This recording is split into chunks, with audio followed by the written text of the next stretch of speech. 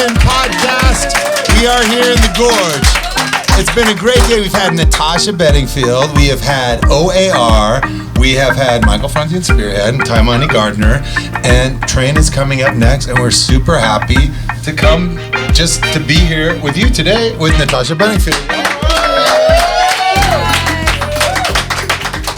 Now, have you ever been to a place like this before, the Gorge? Actually, I've never been to the Gorge, and it's absolutely spectacular, breathtaking. Gorge us. Yeah, gorgeous, exactly. And it takes you, there's no words when you see it. And every time you look at it, it changes, which is What did amazing. you think when you first drove up here? Were you... Well, I knew. I was very excited because this is the last day of our whole tour. Yeah. And I'd seen pictures. I was like, whoa, I couldn't believe it. But actually, it's way more beautiful than what I saw online. And what did Rocky think? What was his whole... What did you think, Rocky? Rocky liked the wind. He kept on just letting the wind. The wind. Rocky's a Pomeranian, and he's Feel the very wind fluffy. in your hair. And I'm so excited to see him. I've been on the road for 2 months solid and haven't really even seen my dogs, so that was cool. My husband drove out and brought them here. So you're very close. Yeah. What's your other dog's name? Dude. Dude. Rocky and Dude. Yeah. Nice. So I could see why you would there. They sound like chummy. Yeah, you just get pals. attached. You get attached, And you are from England, but are your dogs from there too? No, my dogs are from America. They're from America. Yeah, American. Yeah, and my husband's from America. Okay. And my parents are from New Zealand, which I know you spent a long time because I saw your tattoos. Yeah. Yeah, and you had yours freehand. Yeah, they had them done there with hand tools. I and just love that. Style. It's so brave to let someone do that. With the last things that I did were these arms right here, and these are like emblematic of my two sons. So this is like a shark swimming through the water, and the waves of the past and the present and the future. And this is my other son here. And I only had like 4 hours, and it was before sound check. And so the guy's doing, he's like, this is going to take like 4 hours each. And he was like, but I could like get my assistant to do the outline on one while I'm shading the other. And so I was there. I did both arms at the same time. And I was like in excruciating pain. And at the end of it, like tears are coming down my face. At the end of it, I go, have you ever done that before? Like 2 guns on somebody at the same time? And he was like, no, Mike. And I will never do it again. You're the last one. Yeah. So tell me, your family was from New Zealand, and then they came to England? So they immigrated to England just before I was born. Yeah. But we really identify with New Zealand culture because it's such an amazing place. Like here, it's very nature, and as you experienced probably when you were there, there's a rich kind of just culture there. And it's deep. Yeah. And when did you grow up in England? I grew up in London. In London? Yeah. Wow. Yeah. So that's kind of a very major transition going from beautiful countryside and whatnot in New Zealand to one of the most intense urban environments you could ever live in. But the thing that I love about London is it's very multicultural. So you just get used to you just pick up a lot from all the cultures around, and as a kid it's an amazing place to grow up because you can travel. You don't have to get driven around. You can just get on the tube. You can get on the bus or the tube and get wherever you need to be. So like even when I was like not at 10 or 11, I was just like could have my life and make music and things like that. So what is the first things you remember from growing up in London? Do you remember? I mean, London is very concrete. There's definitely a lot of tension because so many people all in one place, and everyone has to be very polite. That's the thing that they don't have to be, but they are. They are. No, there's all these rules in England that are nobody's like unwritten rules. Ha ha ha. No pun intended. But like on the bus or something, you don't look at each other, you don't smile, you actually just keep to your own space, and you just it's like you have a little force field around you. That's one thing I noticed when I came to America, is people are much more smiley and just more friendly. They talk to you in England. If you look at people in the eye, it's almost like in London anyway, it's almost like you want to fight. Or you want to have sex with them. You're exactly. Trying to, there's something that you want. Yeah, exactly. Yeah, but that there's that kind of tension, but then in that tension, amazing creativity exists and comes out. Yeah, which is what I really experienced in London. And the neighborhood that you live in, was it a multicultural neighborhood? Yeah. I mean, there's 81 different nationalities in the area that I was brought up. So from where? I mean, so a lot of my friends are Jamaican. You probably could tell, like with my music, I love a lot of, like reggae beats and stuff. That's probably the influence from my my Jamaican friends, but also gospel. So we went to some gospel churches that were just so encouraging to youth. So they would have like one of my friends, it was like, he's like, since he was 7, he would be playing drums, and everyone was like, my brother was getting up and rapping, and people were like, amen, amen, Wow. So that's a really cool environment to. And did you grow up in church? Did your family? Yeah, my parents. We grew up in church. Yeah. Nice. And was there a certain point where you felt like? Was the church that you were in, I mean, sounds like a very open church, not like, it was that thing, that religious, the thing where you go, we're not religious, we're spiritual. It was that kind of church. But, every kind of community has their own kind of rules anyway. Yeah. So it's more religious than they realize, but it still was pretty free because it was spirit filled. And was there a lot of music in your home growing up? Yeah, I mean, my brother is a genius, and then my sister and I, we used to sing harmonies with him, and we kind of learned everything off him. Wow. He's my older brother. You'd probably like him. Yeah, I think I would. And so you're in the house and you're growing up, and were your family, or I should say your parents, were they feeding you music all the time? Was it just a part of it? And it was just I mean, my mum used to sing to us in the womb. Nice. Yeah, so she loved music. And all the kids in my family, there's 4 kids, all of them write songs and have amazing voices. What was the very first song you wrote? I mean, I wrote so many songs. My first song was probably about trying to write a song. I think. Do you remember any? No. Of course you do. I'm not singing it. Go on. I'll say you have to write a lot of really bad songs to get good songs. You have to be willing to. Yeah. Do you still write a ton of bad songs, or are you somebody who writes mainly just like... I write selfish songs. I write songs that are just for me, and they're just, they're therapy. Yeah. And then I write songs that are outward, that are about, like, okay, what do other people want to be expressed? What do we all as human beings need to say? Yeah. Where that's more like, okay, come on, inclusive. Yeah. I call those my bathroom songs. They're songs that I sing in the bathroom, and it's like, if I was a painter, I'd hang it up in my bathroom. Yes. I wouldn't hang it up in my living room or on the front of my house. But you have to get those songs to get to the other songs.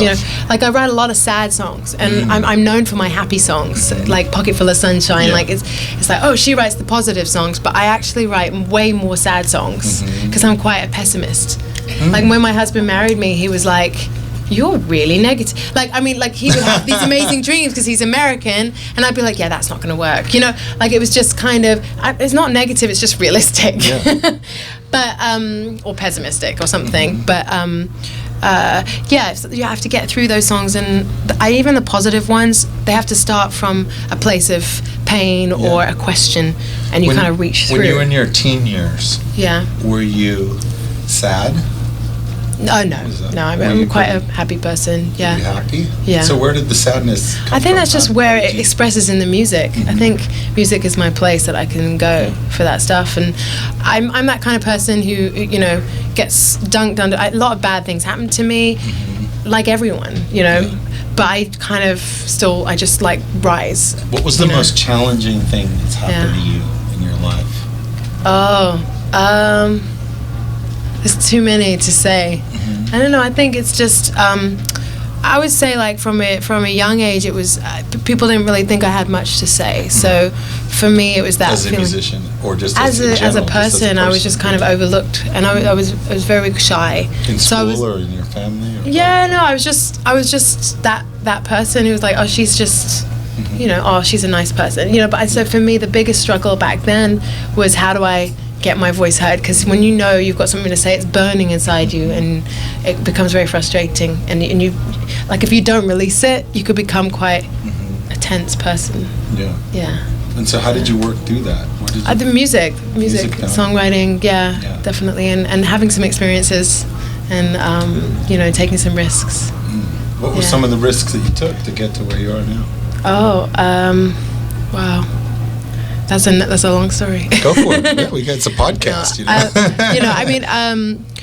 Being on stage is like, that's definitely the it's the thing I love the most, and it's the most risk that I take, because it's, you know, getting married is a risk, falling in love, trusting that someone's got your back, and that love is not going to bite you, you know.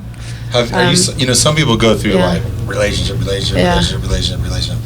some people are like more serial monogamous. You know, in your life, how has it been for you? I wrote a song called "Single." That was my first single, and it went #1, and I was single for a long time. I think the biggest struggle for me is trusting people, and you know, it's hard because, you know, pain is one of those things that you can't compare. Like, everyone likes to go, well, my pain hurts more than yours. You know, I was more abused than, you know, oh, that, you think that hurt? Well, I was, you know.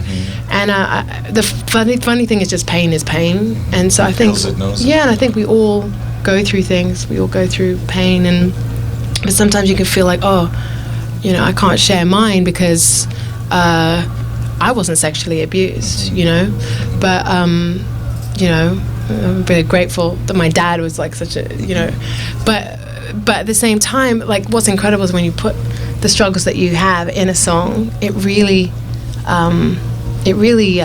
relates to people. So there's one song I have called "I Bruise Easily," which is about the thing I was saying about not being able to trust people, and about how love, like, if you open your heart to love with no safety net, like, you could really get hurt, you know. So that's one of my struggles that has been a real struggle.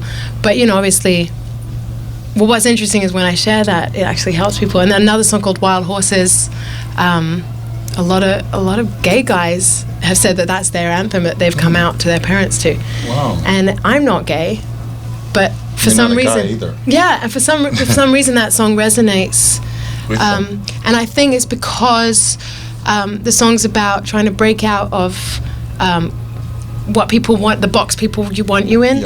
And I've experienced that growing up in a Christian environment where you're a good Christian girl, and so it's interesting. Me talking about my struggle actually relates to someone else in their struggle and encourages them to step out. So you're saying as a you know, growing up in a Christian background, was there a point where you had to make a decision? You know, like, I want to do something that's not just down this lane. I want to go somewhere else. Was there a certain point where you felt that way, or? Like, what do you mean? Well, just that you said you were saying that you, as a you know, there was certain expectations of you as a Christian, and then you're trying to, like, still be yourself, but maybe go somewhere else that is different. Than those I mean, like, I think a woman, the challenge a woman, a good girl has is that she has to be quiet, and she has to be non-confrontational and agreeable, and so I think the decision to be more, you know, strong in who I am, and you know, have a career and have, you know, all these kind of things, I think that's definitely part of that. How has that been in the music industry? It's amazing. I mean, it's incredible to have the freedom that I have, and I've been in this industry for like 11 or 12 years now, and I love it. I write songs every day. And you know what I think is really remarkable about you is that you are like a real musician, like a real singer, real songwriter, and at the same time you've been able to have songs that are really pop hits. And there's so many artists that have like hit songs, and especially women who are, you know, produced and programmed and packaged, and you wear this and you go this and you show up and you do this and this is how you do it. But you're like a serious musician and like a serious writer who at the same time has managed to have like massive hits, and not just massive hits, but massive hits with meaning.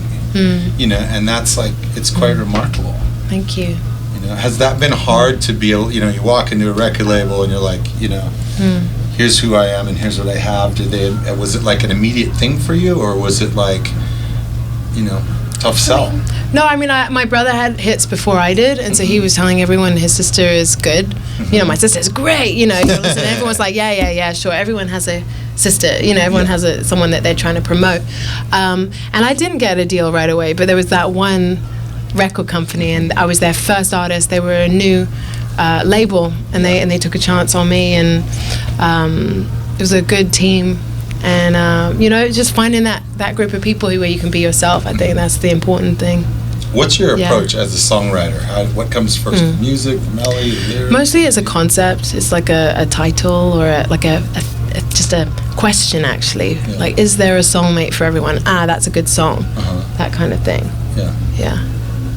And do you think of the audience when you're doing it, or do you just write from yourself, from your heart, or are you thinking like, here's somebody who I want to speak to?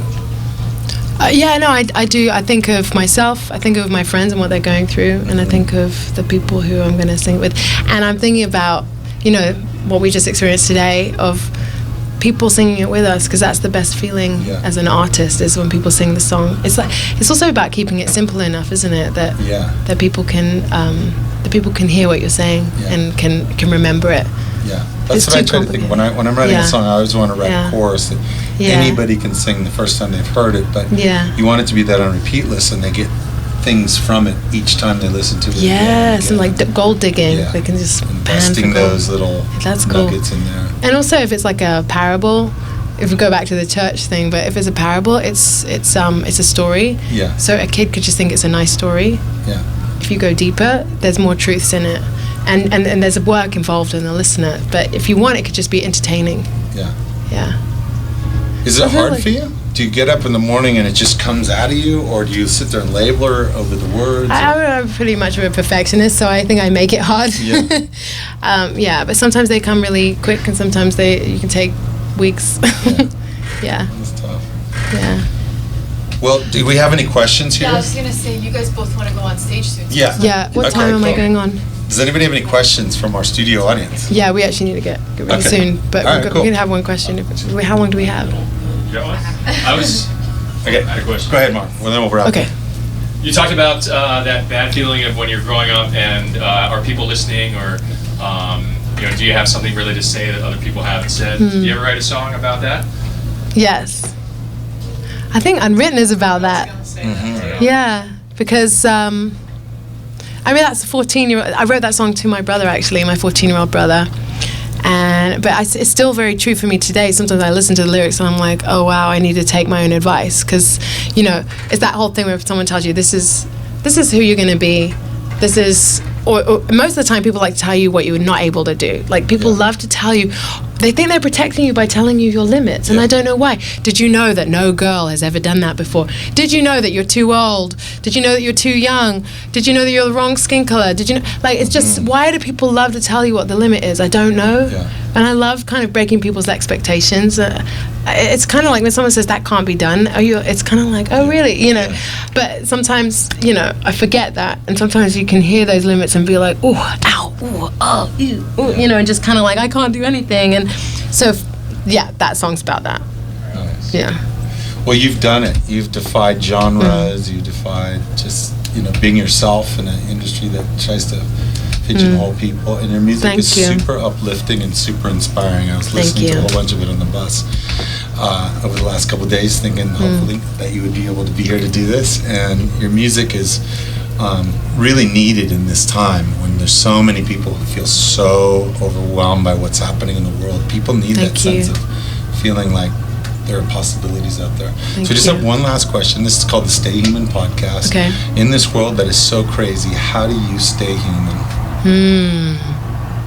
I do yoga. Right on. Yeah.